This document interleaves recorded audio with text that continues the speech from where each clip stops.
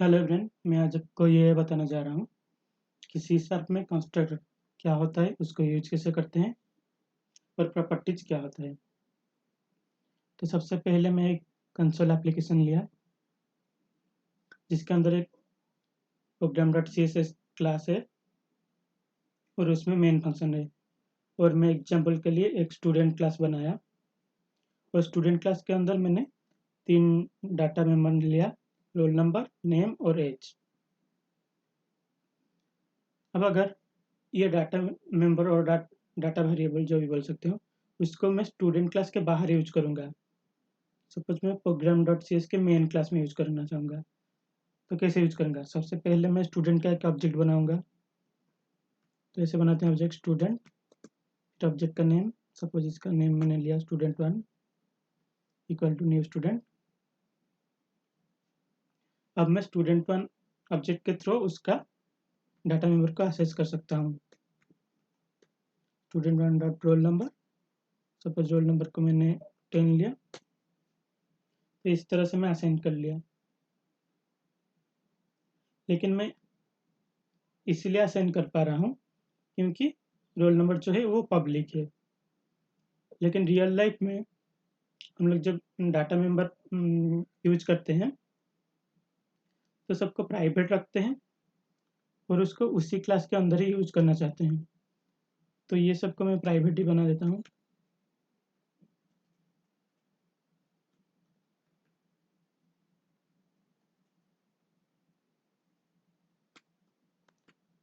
अब इसको प्राइवेट कर लिए तो इसको और प्रोग्राम डॉट सी एस में एक्सेस नहीं कर सकते, इधर एरर दिखा रहा है। तो कैसे एक्सेस करेंगे? वही स्टूडेंट क्लास के अंदर मैंने एक पब्लिक फंक्शन बनाऊंगा, उसके थ्रू एक्सेस करूंगा। तो मैंने उसका कोड लिख रखा है।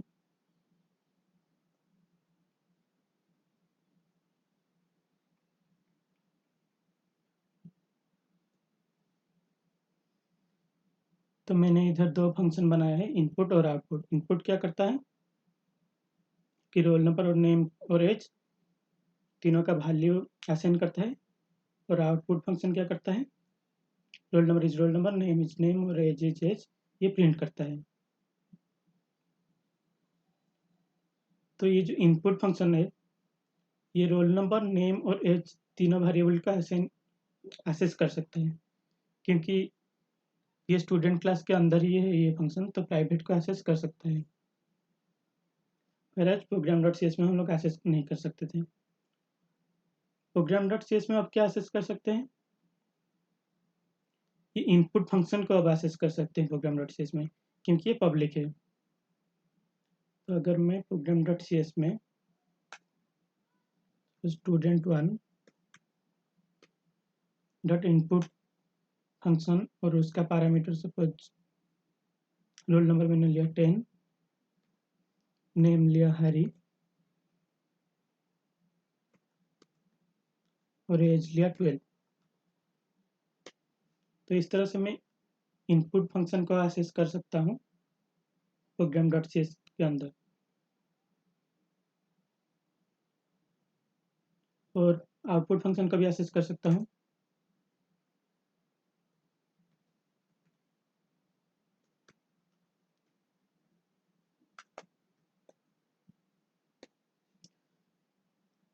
तो इसको रन करके देखते हैं।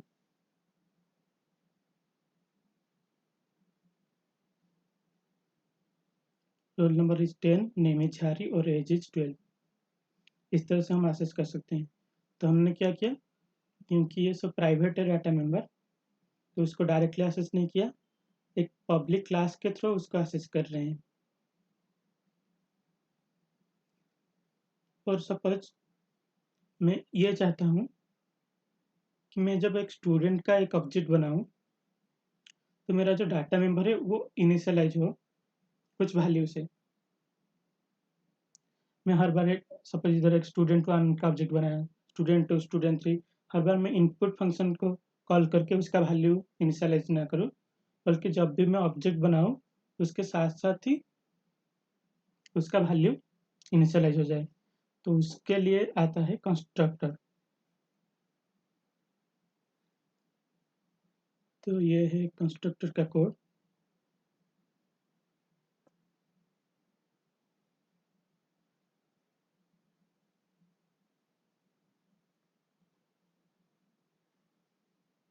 कंस्ट्रक्टर का कोड में क्या होता है कि मैं एक फंक्शन लेता हूँ जिसका नेम क्लास के नेम के साथ सेम होता है। इधर मेरा कंस्ट्रक्टर का नेम है स्टूडेंट और क्लास का नेम भी है स्टूडेंट। तो ये डिपेंड करता है कि ये जो फंक्शन है ये एक कंस्ट्रक्टर है। तो जब भी मैं स्टूडेंट क्लास को इनिशियलाइज करूँगा, सॉरी स्टूडेंट क्लास का एक ऑब्जेक्ट बनाऊँगा, तो ये जो स्टूडेंट कंस्ट्रक्टर भी कॉल होगा। तो मैंने इनपुट फंक्शन में जो भी कर रहा था वही सेम चीज़ कर रहा हूँ इधर, लेकिन इनपुट फंक्शन को कॉल करना पड़ रहा था और ये कंस्ट्रक्टर है इसलिए ये ऑटोमेटिकली कॉल होगा। और इधर मैं एक नया चीज़ लिखा हूँ दिस कीवर्ड।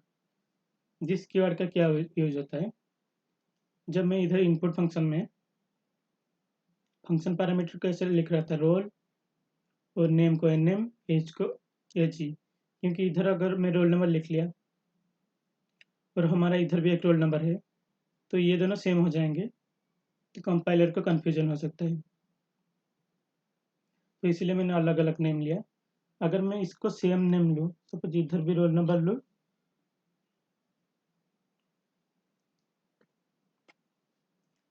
तो इधर एक वार्निंग दिखा रहा है क्योंकि ये रोल नंबर और ये रोल नंबर दोनों सेम ही हो गए। तो इसको डिफ्रेंशिएट करने के लिए एक कीवर्ड होता है, वो होता है दिस। अगर मैं दिस डॉट रोल नंबर लिखूँ तो ये रिप्रेजेंट करता है कि ये जो क्लास है उसी का डाटा मेंबर वाला रोल नंबर। तो दिस रोल नंबर ये रिप्रेजेंट किया कि ये डाटा मेंबर वाला रोल नंबर, और जो सिर्फ रोल नंबर लिखा था वो फंक्शन पैरामीटर का रोल नंबर। इसी तरह से दिस ये दोनों को डिफ्रेंशिएट किया। तो इसीलिए मैं कंस्ट्रक्टर में रोल नंबर, नेम और एज तीनों पैरामीटर सेम नेम लिया हूँ, इसीलिए तीनों को दिस के थ्रू डिफ्रेंशिएट किया हूँ। तो अगर मैं ये कंस्ट्रक्टर को यूज करना चाहूँगा तो कैसे यूज करूँगा। मैंने इधर स्टूडेंट वन डॉट इनपुट करके इनपुट फंक्शन को बुलाया था, लेकिन कंस्ट्रक्टर को कॉल करना नहीं पड़ेगा। जब भी मैं स्टूडेंट वन ऑब्जेक्ट बनाया तब कंस्ट्रक्टर कॉल हो जाएगा, मुझे बस उसका पैरामीटर एंटर करना है। सपोज उसका रोल नंबर है 10, नेम है हियारी और एज है 12।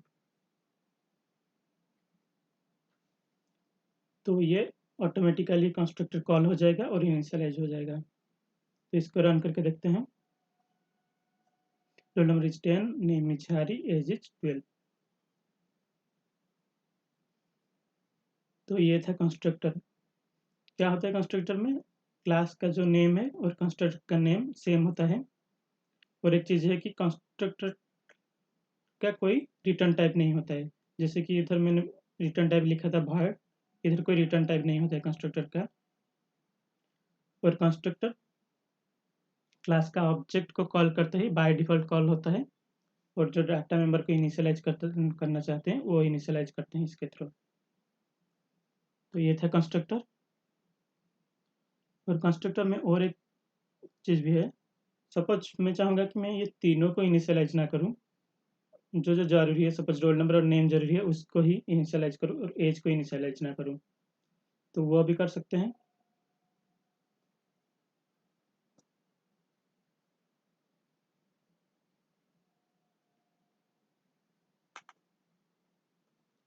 मैंने इधर एक दूसरा कंस्ट्रक्टर लिया तो उसका नाम भी स्टूडेंट ही होगा, सेम नेम एज क्लास।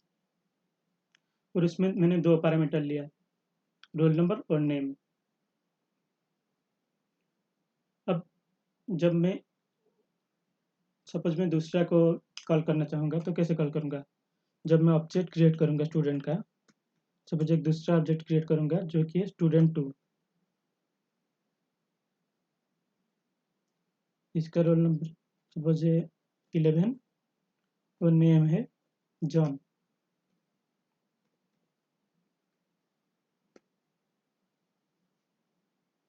तो ये ऑटोमेटिकली मैच चुका है। इसमें 3 पैरामीटर है और इसमें 2।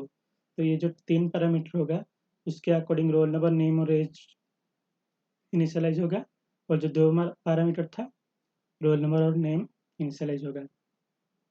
तो इसको भी प्रिंट करके देख लेते हैं।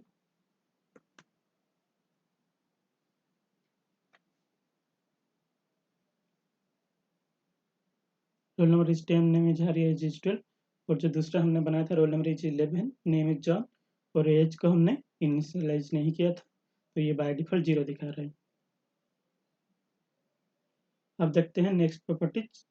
नेक्स्ट टॉपिक है प्रॉपर्टीज। तो ये तो हमने ये तीनों डाटा मेमोरी को इनिशियलाइज करना देख रहे थे। सपोज इसको बाद में एक्सेस करना चाहेंगे, क्योंकि ये प्राइवेट है, इसको डायरेक्टली बाहर एक्सेस नहीं कर सकते हैं। तो इसका वैल्यू क्या है जानने के लिए, प्रिंट करने के लिए, या इसका वैल्यू चेंज करने के लिए हम लोग को एक पब्लिक फंक्शन का यूज लेना पड़ेगा। जैसे इधर इनपुट के लिए, आउटपुट के लिए ले रहे थे, ऐसे ही वैल्यू चेंज करने के लिए।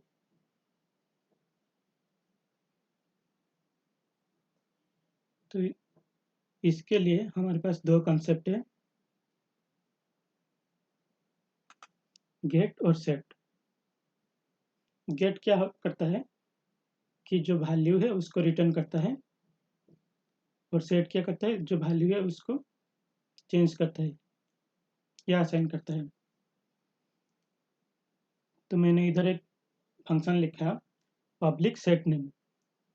तो मैंने तो डायरेक्टली ये जो नेम था डाटा मेंबर उसको बाहर इनिशियलाइज नहीं कर सकता था या एक्सेस नहीं कर सकता था, प्रिंट नहीं कर सकता था, लेकिन सेट नेम के थ्रू मैं इसका वैल्यू चेंज करूंगा,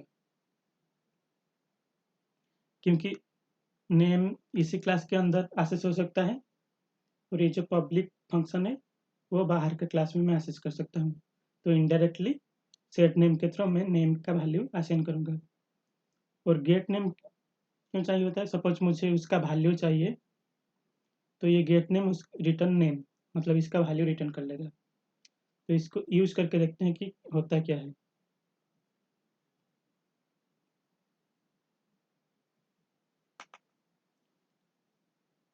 सपोज मैं स्टूडेंट 2 का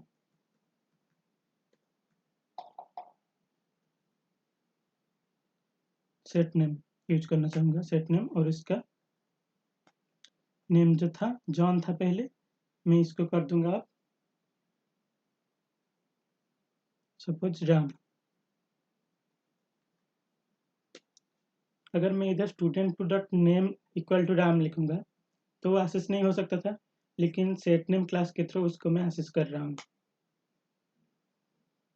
और अगर गेट का यूज करना चाहूँगा, सपोज मैं इसको प्रिंट करूँगा console dot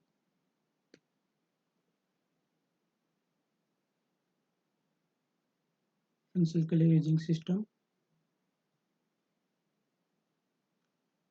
console dot right line,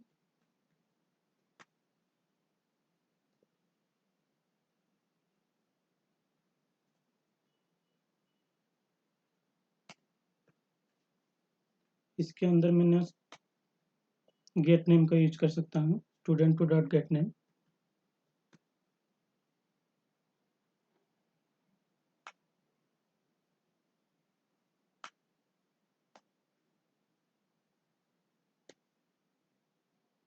तो मैं अगर प्रिंट करना चाहूँगा नेम को, तो ये जो मेन फंक्शन है वो तो बाहर है स्टूडेंट क्लास से, तो डायरेक्टली प्रिंट नहीं कर सकता हूँ, लेकिन ये गेट नेम फंक्शन के थ्रू उसको प्रिंट कर सकता हूँ।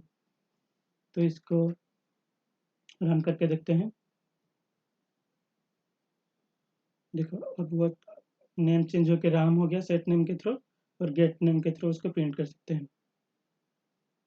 तो इधर आता है कॉन्सेप्ट प्रॉपर्टीज का। तो प्रॉपर्टीज क्या करता है, ये प्रॉपर्टीज का कोड।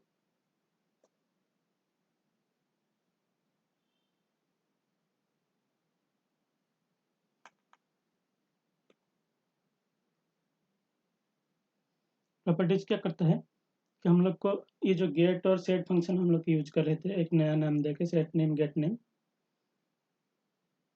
तो ये किसी भी डाटा मेंबर का गेट और सेट फंक्शन कैसे इजीली यूज करें, उसके लिए सी शार्प ने ये प्रॉपर्टीज वाला कंसेप्ट बनाया है।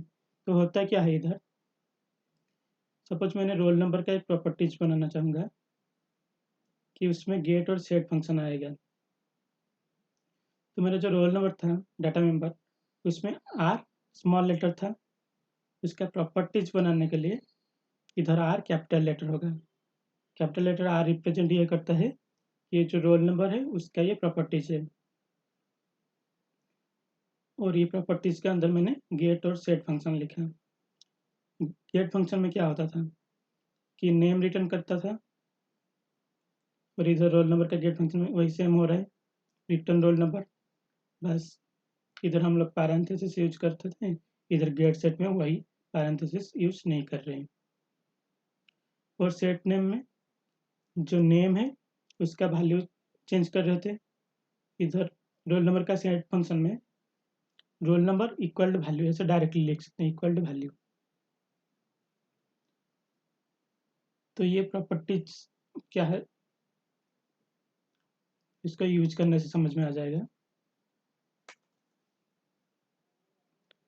सपोज में इधर अब स्टूडेंट 2 का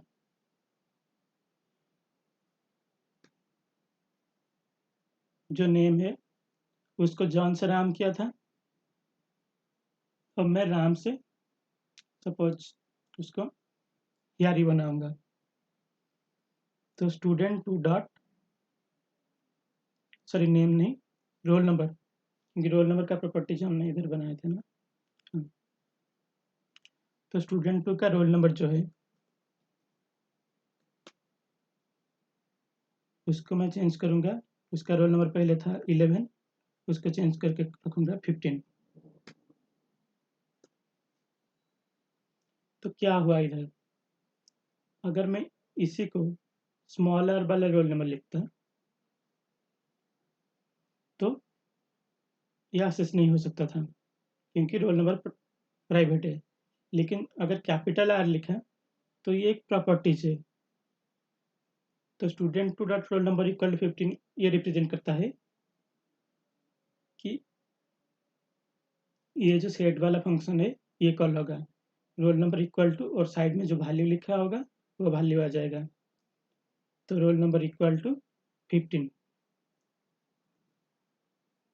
और अगर इसका गेट यूज करना चाहेंगे, console dot right time student 2 dot roll number, तो इसको प्रिंट करके देखते हैं 15। तो क्या हुआ इधर कि हमने रोल नंबर जो डाटा मेंबर है उसको डायरेक्टली एक्सेस नहीं कर सकते थे, तो उसका एक प्रॉपर्टीज बनाए जिसमें दो फंक्शन है गेट और सेट।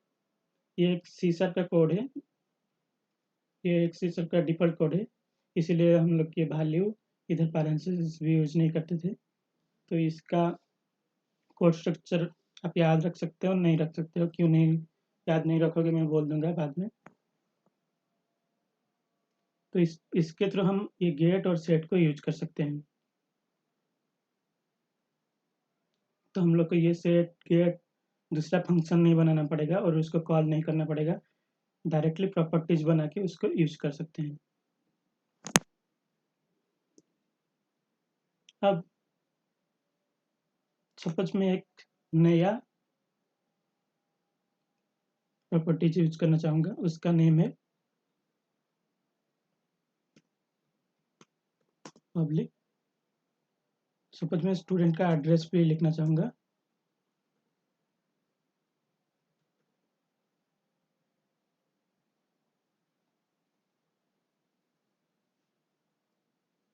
तो ये क्या हुआ, ये एक बाय डिफॉल्ट कोड सजेस्ट हुआ कि ये जो एड्रेस है इसमें मैंने कैपिटल ए लिया, फिर आज मैंने स्मॉल ए वाला डाटा मेंबर नहीं बनाया अभी तक एड्रेस का। लेकिन ये जो एक लाइन मैंने लिखा शॉर्टकट में, इस ये जो रोल नंबर के लिए पहले रोल नंबर इनिशियलाइज किया था, फिर उसका प्रॉपर्टीज बनाया था, इतना लाइन ऑफ कोड लिखा था, तो ये सारा लाइन ऑफ कोड ये एक लाइन में आ गया। पब्लिक स्ट्रिंग एड्रेस और गेट सेट, बस इतने में ये सारा कोड है। तो ये एक शॉर्टकट है प्रॉपर्टीज यूज करने का। सपोज दूसरा प्रॉपर्टीज में यूज करना चाहूँगा अभी, पब्लिक स्ट्रिंग सपोज सिटी, उसका सिटी गेट सेट। अब मैंने कैपिटल सी इसलिए लिखा क्योंकि ये प्रॉपर्टीज है, बस यही एक लाइन में ये रिप्रेजेंट करता है कि एक सिटी का डाटा मेंबर है जो स्मॉल सी है, और सिटी एक प्रॉपर्टीज है जो कैपिटल सी है, और मैं बाहर सिटी को भी यूज कर सकता हूँ। यूज करके दिखा रहा हूँ। Suppose student2 dot city equal to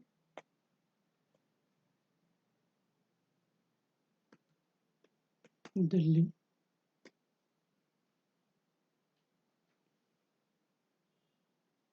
और इसको चाहे तो प्रिंट करके देख सकते हैं, पूरा स्टूडेंट को मैं प्रिंट करूंगा अब।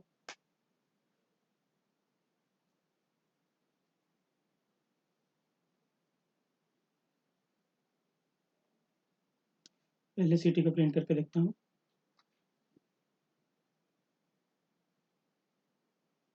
सिटी दिल्ली। तो ये कितना आसान हो गया कि मैं अगर डायरेक्टली एक प्रॉपर्टीज इनिशियलाइज करूँ तो ऑटोमेटिकली उसका डाटा मेंबर इनिशियलाइज हो जाता है एज स्मॉल सी, और सिटी प्रॉपर्टीज भी इनिशियलाइज होता है, और गेट सेट, और इसके गेट सेट के अंदर भी कुछ नहीं लिखना पड़ता है, सिर्फ गेट सेट। तो ये है प्रॉपर्टीज जो हमारा काम पर आसान कर देता है। और जनरली हम लोग ऐसे डबल डबल नहीं लिखते हैं, सिर्फ यही शॉर्टकट को यूज करते हैं। तो इतना ही था प्रॉपर्टीज। Thank you.